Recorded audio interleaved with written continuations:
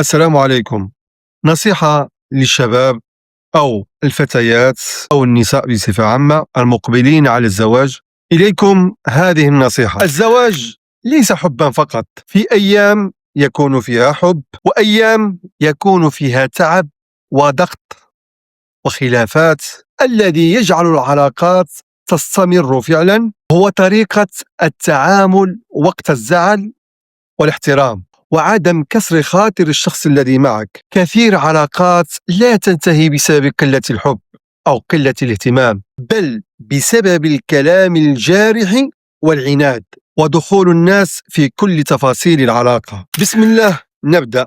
قبل الزواج تعاهدوا على هذه الأمور. أولا، الزواج طريق طويل لا يبنى على المشاعر فقط، بل على نية صادقة وعهد مع الله قبل أن يكون بين شخصين. تعاهدوا أولا مع علاقتكم مع الله، الصلاة والذكر والحرص على الطاعة، لأن البيت الذي فيه ذكر الله لا تضيق فيه القلوب.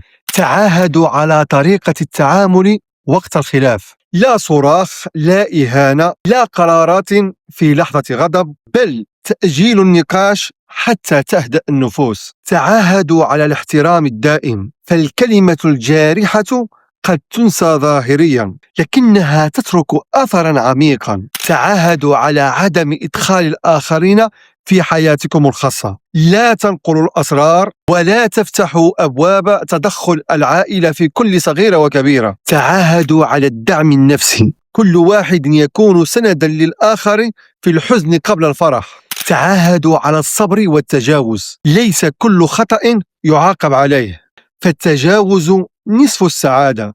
تعاهدوا على نية الاستمرار، لا تجعلوا الطلاق أول حل، بل آخر باب بعد استنفاذ كل محاولات الإصلاح. خلاصة القول: الزواج الناجح لا يعني غياب المشاكل، بل وجود قلبين يتفقان على طريقة حلها.